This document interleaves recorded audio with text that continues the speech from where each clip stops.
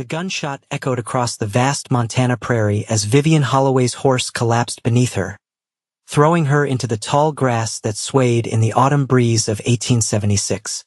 Pain shot through her ankle as she tumbled, her skirts tangling around her legs, the sound of hoofbeats growing louder behind her. 3 men pursued her, their intentions as dark as the storm clouds gathering on the horizon. "There she is," one shouted, his voice carrying over the wind. "Thought you could get away, girl?"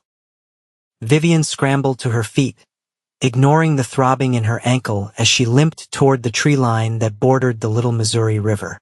Her heart pounded against her ribs, her breath coming in ragged gasps as she pushed through the pain. The river was her only hope. If she could reach it, perhaps she could lose them in the woods beyond. The men were closing in, their horses' hooves thundering against the hard-packed earth. Vivian glanced over her shoulder, her chestnut hair falling loose from its pins as fear drove her forward. The leader of the group, Jasper Willis, leaned forward in his saddle, his weathered face twisted into a cruel smile. He had been pursuing her since her father's death 2 months prior, determined to claim both her and the deed to the Holloway ranch. "Your pa's debts are due, Vivian," Jasper called out, "and I aim to collect one way or another."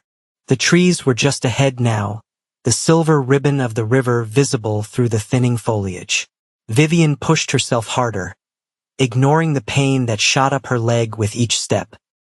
The men were nearly upon her, close enough that she could hear their labored breathing, smell the whiskey on their breath. Just as Jasper's hand reached out to grab her, a shot rang out from the trees. His horse reared, and the outlaw tumbled backward, clutching his shoulder as blood blossomed across his shirt. "Get back!" a deep voice commanded from the tree line. A tall figure emerged, rifle raised, face partially obscured by the shadow of his hat. "The lady's not going anywhere with the likes of you." The 2 remaining men hesitated, guns half drawn as they assessed this new threat.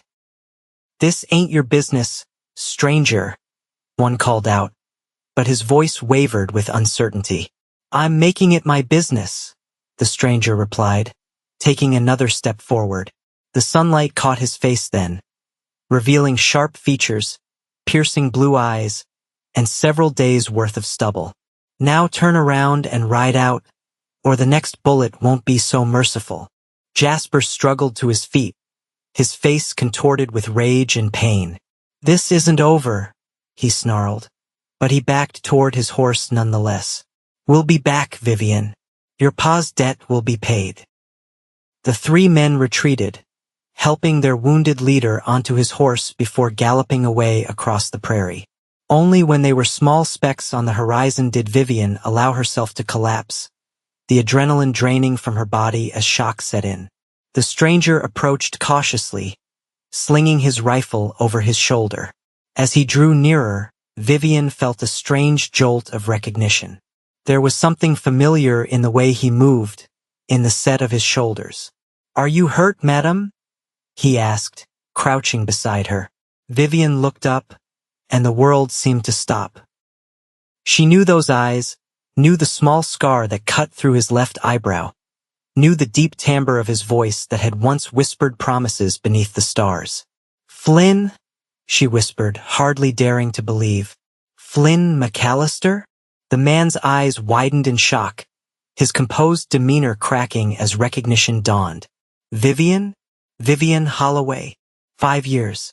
It had been 5 long years since Flynn McAllister had ridden away from Silver Creek, promising to return once he'd made his fortune in the silver mines of Colorado. 5 years since she'd stood on the riverbank and watched him disappear, his promises echoing in her ears. "What are you doing here?" she asked, her voice barely audible over the rustling of the trees. Flynn removed his hat, revealing dark hair that curled slightly at the nape of his neck. "I could ask you the same question. Why were those men chasing you?" The reality of her situation came rushing back, and Vivian attempted to stand, wincing as pain shot through her ankle. Flynn's hand was immediately at her elbow, steadying her. My father's dead, she said flatly. Jasper Willis claims he was in debt to him for gambling. He wants the ranch. And me. Flynn's jaw tightened, his hand unconsciously moving to the gun at his hip. Thomas Holloway is dead? Vivian nodded, fighting back tears. 2 months ago. Pneumonia took him quickly.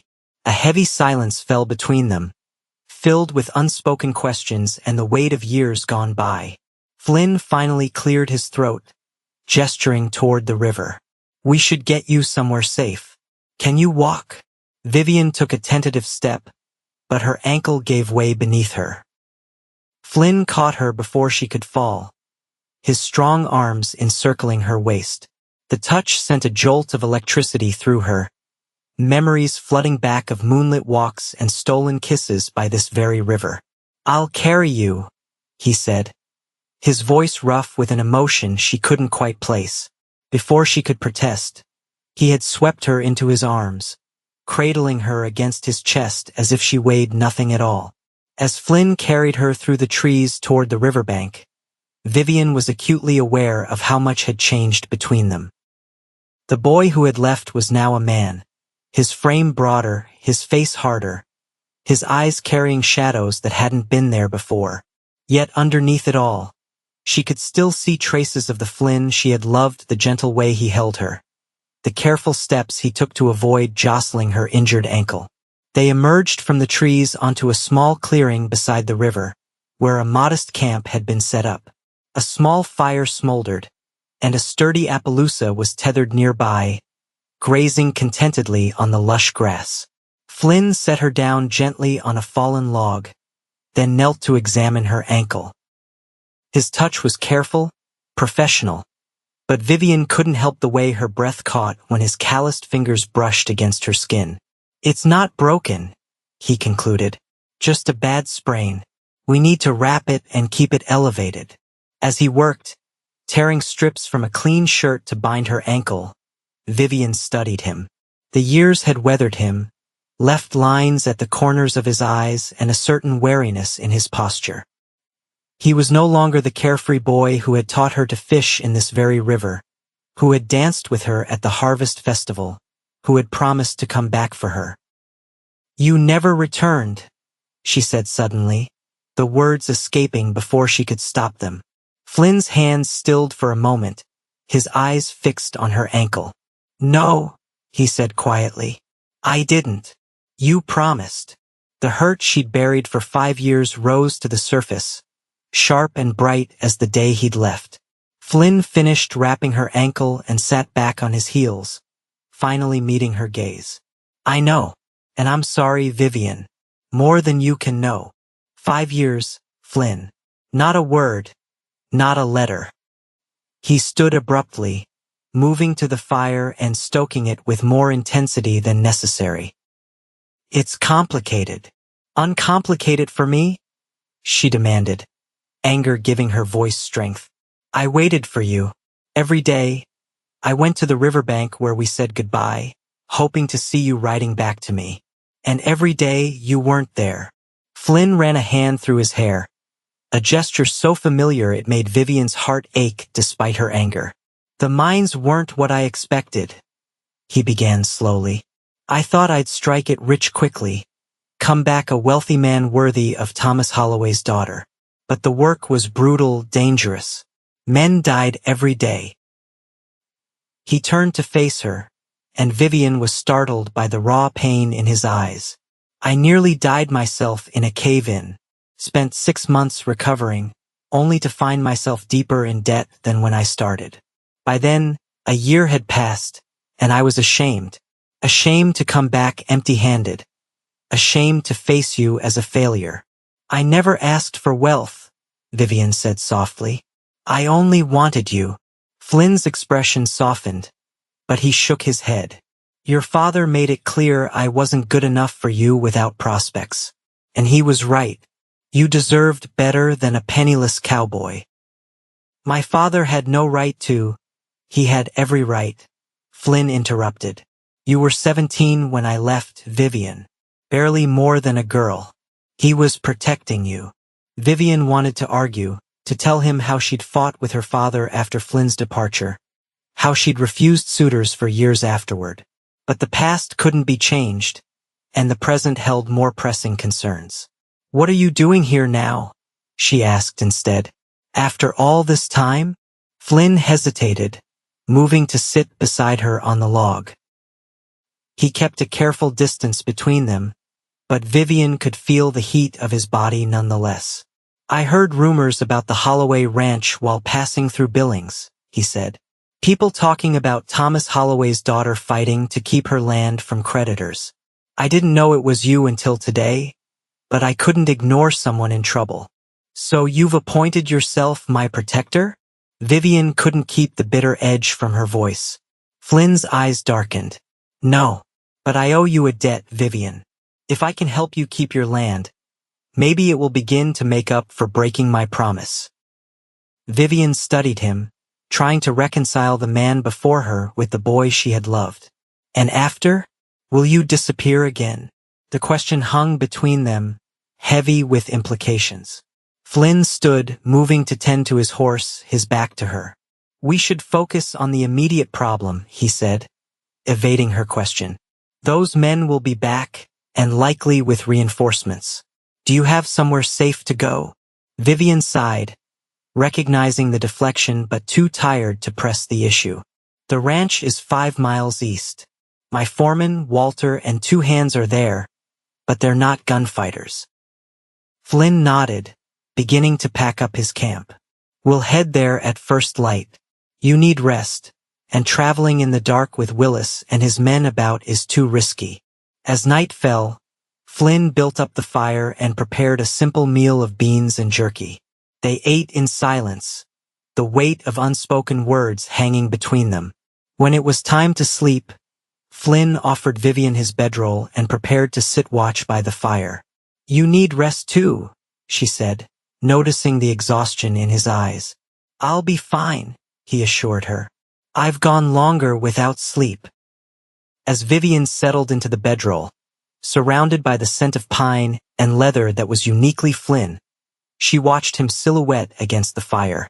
So much had changed, yet her treacherous heart still quickened at his presence. 5 years of anger and hurt couldn't erase the feelings that had been buried, not destroyed. "Flynn," she called softly. He turned, his face half in shadow. "Thank you. For today." He nodded once, a ghost of a smile crossing his features. "Get some rest, Vivian. Tomorrow will be a long day." As she drifted into sleep, lulled by the sound of the river and the crackling fire, Vivian wondered what tomorrow would bring. Flynn McAllister had returned to her life as suddenly as he had left it, and everything had changed in an instant. The man who had broken her heart was now her only hope of saving her home. Morning came with the gentle touch of sunlight filtering through the trees. Vivian awoke to find Flynn already up, brewing coffee over a fresh fire. Her ankle felt better, the swelling reduced enough that she could put weight on it, though not without pain. "We should reach your ranch by midday if we take it slow," Flynn said, handing her a tin cup of strong coffee. As they prepared to leave, Vivian noticed Flynn constantly scanning the horizon, his hand never far from his gun. The easy confidence of yesterday had been replaced by a tense vigilance that spoke of years spent watching his back. "Willis won't give up easily," Flynn explained when he caught her watching him. "Men like that, they take rejection as a personal affront, especially from a woman." Flynn helped Vivian onto his horse, then mounted behind her. The closeness was both familiar and strange, his chest solid against her back, his arms around her as he held the reins. They set off at a steady pace, following the river for a while before turning east toward the Holloway Ranch. As they rode, Flynn filled the silence with stories of his years away, the mining camps of Colorado, the cattle drives in Texas, the small towns where he'd worked as everything from a blacksmith's assistant to a deputy sheriff. He spoke of the people he'd met and the places he'd seen, but Vivian noticed he never mentioned women or relationships. She wondered if he had found someone else during those years, if there was a reason beyond failure that had kept him from returning to Silver Creek. And you? He asked eventually. What have the years brought you besides running the ranch? Vivian thought about the quiet life she'd led in his absence. Not much to tell. After father fell ill, the ranch became my responsibility. I learned to keep the books, to negotiate with buyers, to manage the hands. No husband. The question was casual, but Vivian felt the tension in his body as he asked it. No, she replied simply. There were suitors, but none that I. She trailed off, unwilling to admit that none had measured up to the memory of him. Flynn was silent for a moment. Your father must have been disappointed. Vivian laughed without humor. He was, especially when Jasper Willis began calling. Father thought he was a good match, wealthy, established. He couldn't see past the respectable facade to the cruelty beneath. And now Willis thinks he has a claim on you and the ranch, Flynn said grimly. He forged promissory notes after father died, Vivian explained. Claims father lost heavily in poker games and signed over partial ownership of the ranch as collateral. It's a lie, but the sheriff is Willis's cousin. The law won't help me. They crested a small hill, and the Holloway Ranch came into view below them. The main house was a sturdy two-story structure of timber and stone, with a wide porch wrapping around the front. Several outbuildings dotted the property, and beyond them stretched fenced pastures where cattle grazed. It was a prosperous operation worth coveting. It's beautiful, Flynn said softly. You've done well here. Pride swelled in Vivian's chest despite her concerns. It wasn't easy after father died. Some of the hands left, thinking a woman couldn't run a ranch. But we survived. We thrived, even. As they approached the main house, a weathered man in his 60s emerged onto the porch, rifle in hand. His posture relaxed slightly when he recognized Vivian, but his eyes remained suspicious as they took in Flynn. Walter, Vivian called out as they drew near. It's all right. This is Flynn McAllister, an old friend. Walter Simmons had been the Holloway Ranch foreman since before Vivian was born. He'd watched her grow up, had taught her to ride, and had stood by her when others doubted her ability to run the ranch. Miss Vivian, he acknowledged, lowering his rifle but not setting it aside. We've been worried sick. When your horse came back without you. I had some trouble with Jasper Willis and his men, she explained as Flynn helped her down from the horse. Mr. McAllister intervened. Walter's eyes narrowed at Flynn. McAllister? The same one who… Yes, Vivian interrupted quickly. The very same. And he's here to help us with our Willis problem. Inside the house, after Vivian had changed into fresh clothes and Walter's wife, Martha, had examined her ankle, they gathered around the large oak table in the kitchen. Flynn explained what had happened by the river, and Walter's weathered face grew increasingly grim. Willis has been gathering men, the foreman revealed. Hired guns, mostly. Word in town is he's planning something big. How many men does he have? Flynn asked, his expression calculating. At least 10 that I've seen, Walter replied. Maybe more by now. Flynn exchanged a glance with Vivian. And here? Just me, Hank, and Jesse, Walter admitted. The other hands left last month when Willis started spreading rumors about the ranch failing. For against 10 or more. The odds weren't good, and everyone around the table knew it. We need more men, Flynn said finally. I know some people in Billings who might help, for the right price. We don't have much cash, Vivian admitted. Most of our assets are tied up in the herd and the land. Flynn stood, his decision made. I'll ride to Billings today. There are men who owe me favors. I can be back by tomorrow night if I push hard. You're leaving. Vivian couldn't keep the note of alarm from her voice. The last time Flynn had ridden away, he hadn't returned for 5 years. Something in her tone made him pause. He met her eyes across the table, and for a moment, the years between them seemed to dissolve. I'll come back, Vivian. I promise. The echo of his old promise hung in the air between them, both a reminder and a pledge. "I'm holding you to that, Flynn McAllister," she said softly. Walter cleared his throat. "I'll have Hank and Jesse keep watch in shifts. If Willis makes a move before you return, we'll hold him off as long as we can." As Flynn prepared to leave, Vivian followed him to the stable where Walter had provided him with a fresh horse. The afternoon sun cast long shadows across the yard, and a cool breeze carried the scent of pine from the distant mountains. "Be careful," she said as he tightened the saddle girth. "Willis has eyes everywhere." Flynn paused, turning to face her. The distance between them seemed both vast and insignificant.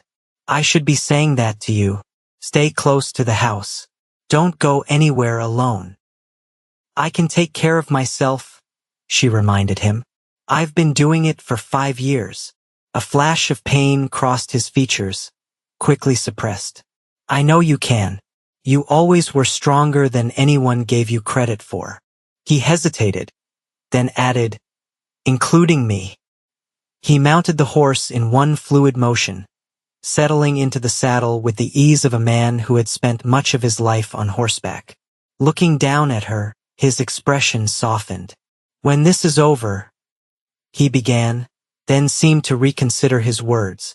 "Just stay safe until I return." Vivian watched him ride away, his figure growing smaller against the vast Montana landscape. This time, she didn't go to the riverbank to see him off. This time, she turned back to the house, to the responsibilities that waited for her, and tried not to count the hours until his return. The next morning dawned clear and bright, but the peace was shattered when one of Willis's men was spotted watching the ranch from a distant ridge. By midday, 3 more had taken positions around the property, staying just out of rifle range. "They're waiting for something," Walter said grimly as he joined Vivian on the porch. "Or someone." "Flynn," Vivian realized. "They're waiting for him to return. They know we're vulnerable without him." The day stretched endlessly, tension building with each passing hour. Vivian tried to focus on ranch work, checking the books and planning the fall cattle drive, but her thoughts kept returning to Flynn. Had he found help in Billings? Was he on his way back? Or had he once again disappeared from her life? As dusk approached, Walter insisted on moving everyone to the main house. The windows were shuttered, lamps dimmed, and guns loaded and placed strategically throughout the first floor. "If they come tonight," Walter explained, "we want to be together, not spread out across the property." Vivian took her father's old shotgun and positioned herself near the front window, peering through a gap in the shutters at the darkening yard. The waiting was the worst part, the knowledge that danger was coming without knowing when or how it would arrive. It was well past midnight when the sound of approaching horses broke the silence. Vivian's heart leapt to her throat as she counted the shadows moving toward the house, at least a dozen men, with Jasper Willis's bulky silhouette easily identifiable in the lead. "They're here," she whispered to Walter, who nodded grimly and signaled to Hank and Jesse to take their positions. The riders stopped about 30 yards from the house. For a moment, there was silence, and then Willis's voice rang out, loud and confident. "Vivian Holloway, I know you're in there. Come out and let's discuss this like civilized people." Vivian exchanged glances with Walter, who shook his head slightly. "Don't respond," he mouthed. After a moment of silence, Willis continued, his tone hardening. "I have the legal right to this property, Vivian. Your father's debts are mine to collect. But I'm a reasonable man. Come out, agree to marry me, and I'll let your people leave unharmed." Walter spat on the floor in disgust. "Legal right my foot," he muttered. "Thomas never gambled more than $1 in his life." "You have until dawn to decide," Willis called out. "After that, we come in and take what's ours. And I can't guarantee everyone's safety if it comes to that." The riders withdrew to the edge of the property, setting up camp within sight of the house. Their campfires dotted the darkness like malevolent stars, a constant reminder of the threat that waited for morning. "What do we do?" Hank asked, his young face tense with worry. Vivian squared her shoulders, channeling the strength her father had always insisted she possessed. "We wait for Flynn, and if he doesn't come by dawn." She paused, considering their options. "We fight." The night passed with agonizing slowness. Vivian took turns keeping watch with the others, but there was no sign of Flynn or the help he had promised to bring. As the eastern sky began to lighten, turning from black to deep blue, she faced the possibility that she was on her own once again. Just as the first rays of sunlight crested the horizon, Walter, who was watching the rear of the house, suddenly tensed. "Riders coming from the east," he whispered urgently. Vivian's heart sank. More of Willis's men, coming to surround them completely. But as she moved to the window, Walter's expression changed from concern to cautious hope. "It's McAllister," he said in disbelief. "And he's not alone." Vivian rushed to see, her pulse quickening as she made out Flynn's familiar silhouette leading a group of at least 15 riders. They approached carefully, using the cover of the trees along the eastern property line to shield their arrival from Willis's men.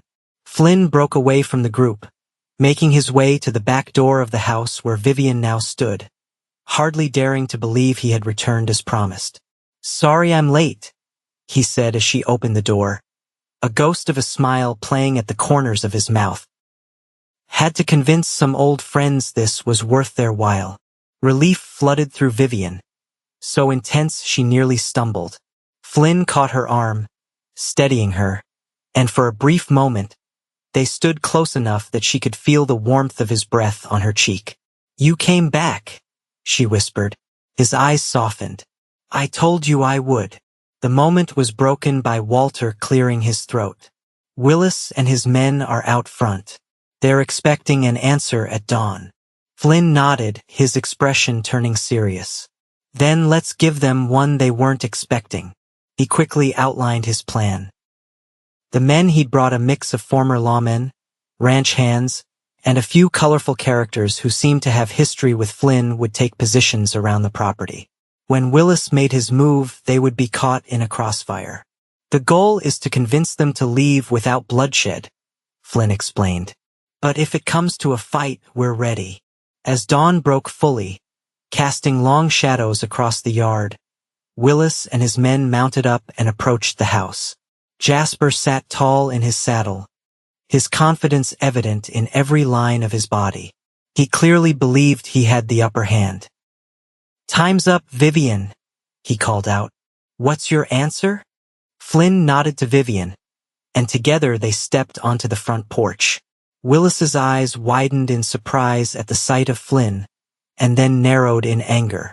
"You," he spat, "should have known you'd come crawling back." "The lady's not interested in your offer, Willis," Flynn replied calmly. "And your claim to this land is based on forged documents. I suggest you and your men ride out now, while you still can." Willis laughed, a harsh sound that echoed across the yard. "And who's going to make me?" "You and 3 ranch hands." At Flynn's signal, his men emerged from their hiding places, rifles trained on Willis and his group. The smug expression slid from Willis's face as he realized he was surrounded. "Like I said," Flynn continued, his voice hard as steel, "ride out now. Don't come back. And stay away from Miss Holloway and her property." For a tense moment, it seemed Willis might still choose to fight.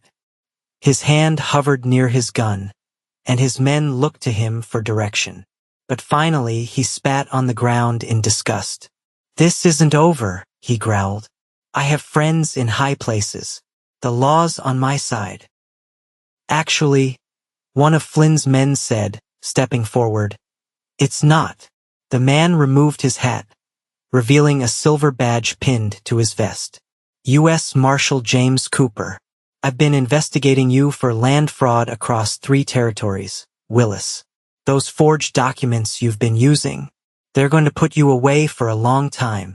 Willis's face paled, and without another word, He wheeled his horse around and galloped away. Most of his men followed immediately, unwilling to face a U.S. Marshal and superior numbers. As the dust settled from their hasty departure, Vivian turned to Flynn in amazement. A U.S. Marshal? How did you manage that? Flynn's smile was tinged with weariness but genuine. James and I have history. I saved his life in Deadwood 2 years ago. When I told him about Willis's scheme, he was eager to help. Turns out Willis has been pulling this same trick throughout Montana and Wyoming. The next few hours were a flurry of activity as Marshal Cooper took statements from Vivian and Walter about Willis's threats and claims. Flynn's other friends, a colorful assortment of characters from his years of wandering, made themselves at home, accepting Vivian's hospitality with good-natured appreciation. It wasn't until evening, when most of the men had either departed or settled in the bunkhouse for the night, that Vivian found herself alone with Flynn. They sat on the porch swing, watching as the last light faded from the sky and stars began to appear, one by one. "Thank you," Vivian said softly. "You saved my home." Flynn shook his head. "You would have fought for it regardless. I just evened the odds a bit." A comfortable silence fell between them, less fraught with tension than before. The events of the day had shifted something between them, created a new foundation on which they might build. Something. Vivian wasn't sure what. "What will you do now?" she asked finally. "Where will you go?" Flynn seemed to consider the question carefully, his gaze fixed on the distant mountains. "I don't know," he admitted. "For 5 years, I've been drifting, never staying in one place long enough to put down roots. I told myself it was because I was looking for opportunity, for the means to come back to you worthy of your hand. But the truth is, I was running from my failure." He turned to face her, his eyes reflecting the starlight. "I was a coward, Vivian. Not for leaving. I truly believed I was doing what was best for you, but for not coming back when things went wrong. For not writing to explain. For letting you believe I had forgotten my promise." Vivian studied his face, seeing the regret etched in lines that hadn't been there 5 years ago. "Why did you really come back now?" she asked. "The truth, Flynn." He sighed, running a hand through his hair in that familiar gesture that still made her heart skip. "I heard about Thomas's death and the trouble with the ranch. I was in Billings working as a deputy when news came. I didn't know if you were still here, if you were married. But I knew I had to make sure you were safe. And if I had been married?" Vivian pressed. "Would you have still interfered with Willis?" "Yes," Flynn answered without hesitation. "Your happiness has always mattered to me, Vivian, even when I convinced myself you were better off without me." The honesty in his voice, the vulnerability in his expression, touched something deep within Vivian. The anger she had nursed for 5 years began to dissolve, replaced by understanding. They had both been young, both made mistakes. And perhaps, just perhaps, it wasn't too late to find their way back to each other. "Will you stay?" she asked, the question hanging between them like a fragile thread that might connect their separate lives once more. Flynn's gaze dropped to his hands. "Would you want me to? After everything?" Instead of answering directly, Vivian stood, extending her hand to him. "Walk with me." Flynn rose, taking her offered hand with a gentleness that belied his strength. Together they descended the porch steps and crossed the yard, heading toward the path that led to the river. The moon had risen, casting a silver glow over the landscape, illuminating their way. Neither spoke as they walked, the night sounds of crickets and distant coyotes filling the silence. Their hands remained joined, a tentative connection bridging years of separation. The river came into view, its surface gleaming in the moonlight, the gentle rush of water over stones a soothing backdrop. Vivian led Flynn to a specific bend in the river, where a large, flat rock jutted out over the water. It was here 5 years ago that they had said goodbye. Here that he had promised to return. Here that she had waited, day after day, until hope had turned to despair and finally to a dull acceptance. They sat side by side on the rock, close but not touching except for their still joined hands. The river flowed endlessly before them, constant despite the changes in their lives. "I used to come here every day," Vivian said finally, her voice barely audible above the water's gentle music. "I would sit and watch the bend in the river, imagining you appearing around it. For months I kept believing you would come. And then you stopped believing." Flynn finished for her, his voice rough with emotion. Vivian nodded. "I had to. It was the only way to go on living." Flynn's grip on her hand tightened almost imperceptibly. "I don't deserve a second chance, Vivian. I know that, but if you were willing to give me one, I swear I would spend every day proving myself worthy of it." Vivian turned to face him, studying the face that had haunted her dreams for 5 years. He was different, harder, more weathered, his eyes carrying the weight of experiences she couldn't begin to imagine. But underneath it all, she could still see the Flynn she had loved. Perhaps he had always been there, waiting to be found again. "I'm not the same girl you left behind," she said softly. "I've changed too." "I know," Flynn replied.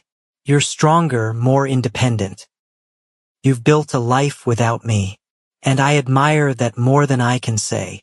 The honesty in his voice, the absence of any attempt to reclaim what they had once been, touched Vivian deeply.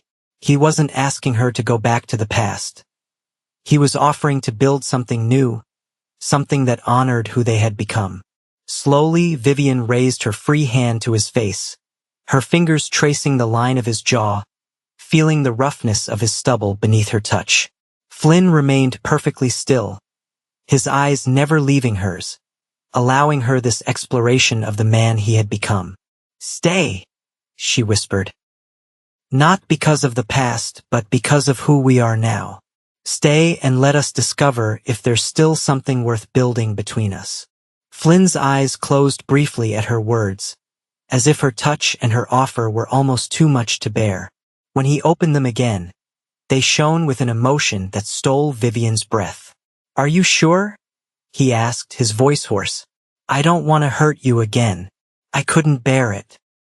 In answer, Vivian leaned forward and pressed her lips to his, a gentle kiss that carried the weight of 5 years of separation, of growth, of change, and of the possibility of a new beginning. Flynn remained still for a heartbeat, and then his arms were around her, pulling her close as he returned the kiss with a tenderness that made her heart ache. When they finally parted, both breathless, Flynn rested his forehead against hers. "I love you, Vivian Holloway," he whispered. "I never stopped, not for a single day." "Show me," she whispered back. "Stay and show me, day by day." They returned to the house hand in hand, the future uncertain but full of possibility. The coming days would bring challenges. Willis might return. The ranch needed attention, and they had 5 years of separation to bridge. But as they stepped onto the porch, Vivian felt a sense of rightness, of coming home in more ways than one. Flynn paused at the door, looking down at her with a mixture of wonder and determination. "I promise you, Vivian, I won't disappear again. Whatever comes, we'll face it together."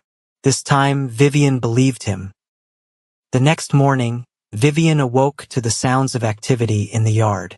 From her bedroom window, she could see Flynn and Walter deep in conversation near the corral, gesturing toward the pastures beyond.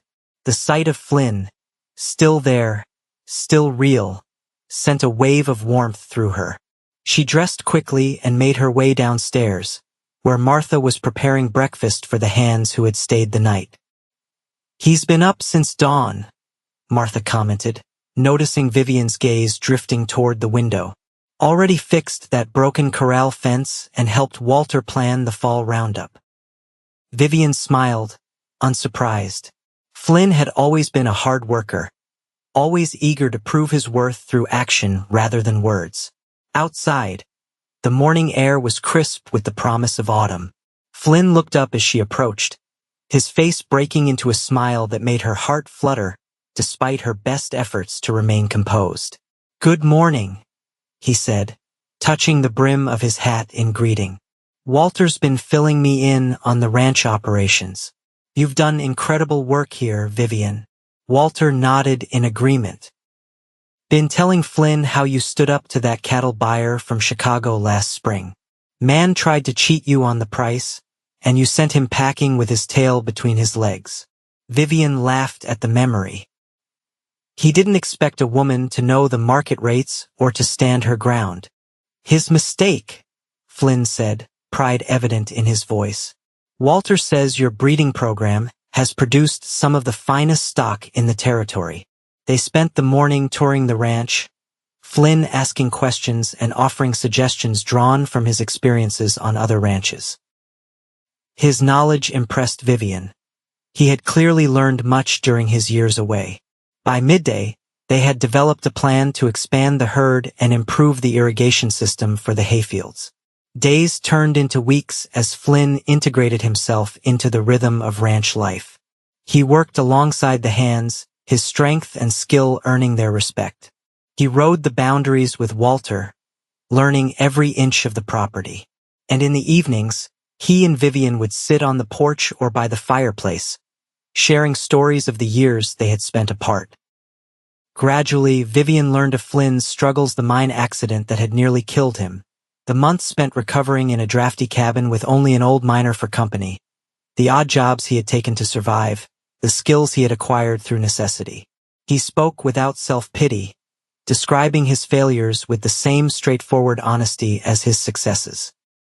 In turn, Vivian shared her own journey, the initial stumbling attempts to manage the ranch, the resistance she had faced as a woman in a man's world, the lessons learned through trial and error, the satisfaction of proving the doubters wrong.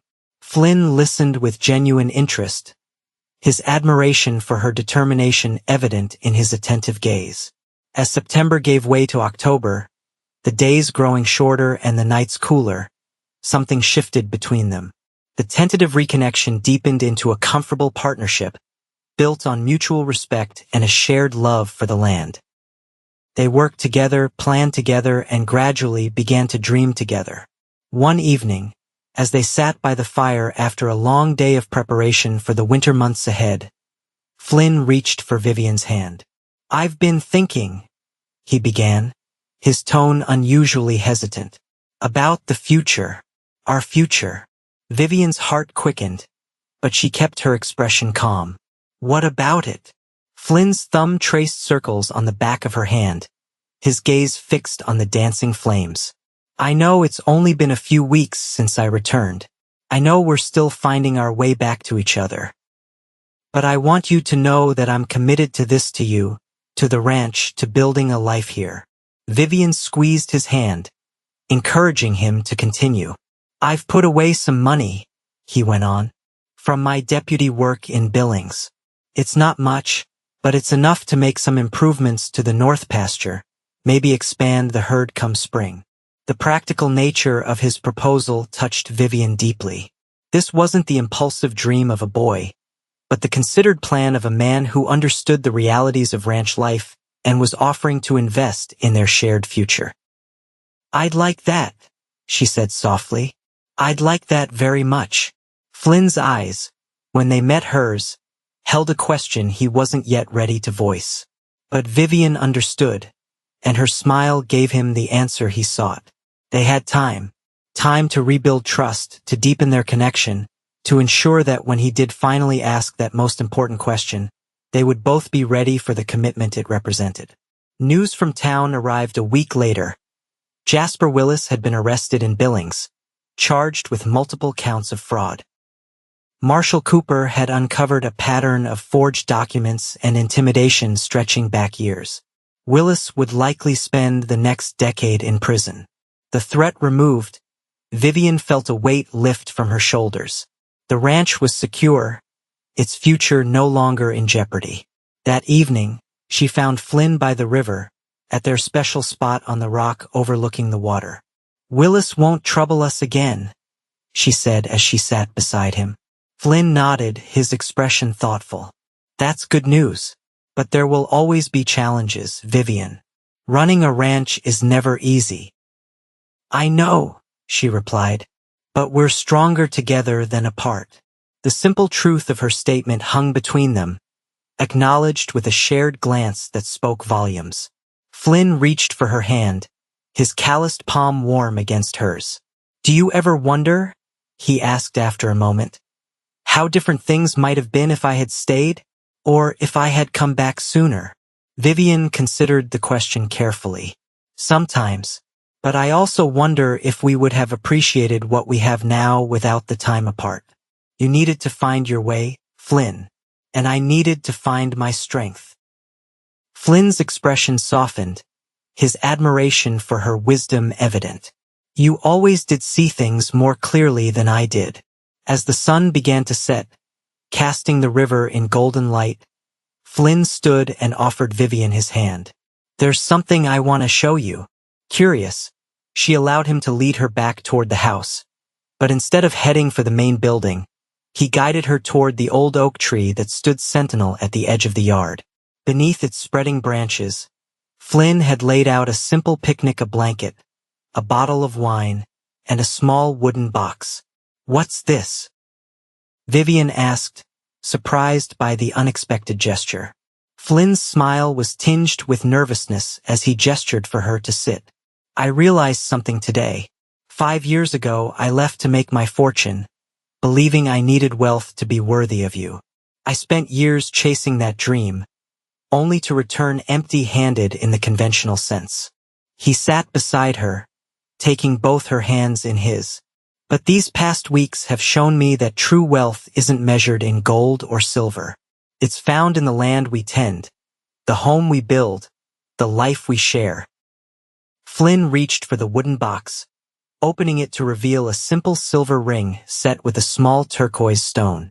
This isn't the diamond I once dreamed of giving you, but it's honest, like the life I'm offering. Vivian's breath caught as Flynn slid from the blanket to one knee before her, the ring held between them like a promise. Vivian Holloway, I love you. I have loved you since we were children swimming in this very river. I loved you when I foolishly rowed away, thinking I needed to prove myself worthy of you. And I love you now, more deeply than ever, knowing the strong, capable woman you've become. His voice grew husky with emotion as he continued. I can't promise you riches or an easy life, but I can promise you my heart, my hands, and every day of my future. Will you marry me? Tears blurred Vivian's vision as she looked at the man before her, not the boy who had left, but the man who had returned, tempered by hardship, strengthened by experience, humbled by life's lessons. The ring he offered wasn't grand or ostentatious, but like Flynn himself, it was authentic and enduring. Yes, she whispered, her voice breaking on the word. Yes, Flynn McAllister, I will marry you. Joy transformed his features as he slipped the ring onto her finger, then drew her into his arms. Their kiss was both a culmination and a beginning, sealing a promise that had weathered separation, doubt, and the passage of time. As they walked back to the house hand in hand, the future stretching before them like the vast Montana sky, Vivian knew that their journey had only just begun. There would be challenges ahead, harsh winters, difficult seasons, the endless work of ranch life. But they would face them together, their love stronger for having been tested, their commitment deeper for having been chosen not once, but twice. The wedding took place the following spring, when the prairie was alive with wildflowers and the promise of new beginnings. It was a simple ceremony held on the ranch, with Walter giving Vivian away and Martha weeping joyfully in the front row. The U.S. Marshal, James Cooper, returned for the occasion, standing as Flynn's best man and bringing news that Jasper Willis had been sentenced to 15 years in prison. After the celebration, as the last guests departed and the evening shadows lengthened across the yard, Flynn took Vivian's hand and led her toward the river. They walked in comfortable silence, married now, their futures irrevocably intertwined. At the riverbank, their special place, Flynn turned to his bride, his eyes reflecting the same wonder and devotion that had been there when they were young. But now that devotion was tempered by understanding, by acceptance of each other's flaws and strengths, by the knowledge that love wasn't just a feeling but a choice they would make each day. "Do you remember?" Flynn asked softly. "The last time we stood here before I left? How I promised to come back to you." Vivian nodded, the memory no longer painful but simply a part of their shared history. "I remember." Flynn drew her close, his arms encircling her waist as they had so many years ago. "I'm sorry it took so long, but I'm here now, and I'm never leaving again." As the sun dipped below the horizon, painting the sky in shades of gold and crimson, Flynn bent his head and kissed her not with the desperate passion of youth, but with the steady, enduring love of a man who knew the value of what he held in his arms. It was a kiss that honored their past, celebrated their present, and promised their future. The cowboy had come back to the riverbank where she waited, and kissed her like it was the first time, with wonder, with tenderness, with the knowledge that some loves are worth waiting for, worth fighting for, worth building a life around. And as they walked back to the house that was now truly their home, hand in hand beneath the endless Montana sky, both knew with absolute certainty that the journey ahead, whatever it might bring, was one they would travel together. In the years that followed, the Holloway-McAllister Ranch flourished under their joint stewardship. Flynn's practical knowledge complemented Vivian's business acumen, creating one of the most successful operations in the territory. They worked side by side, partners in every sense of the word, their mutual respect and deep love evident to all who knew them. Their first child, a daughter named Eleanor, arrived the following winter during a fierce blizzard. Flynn had ridden through the storm to fetch the doctor from town, returning just in time to hear his daughter's first cry.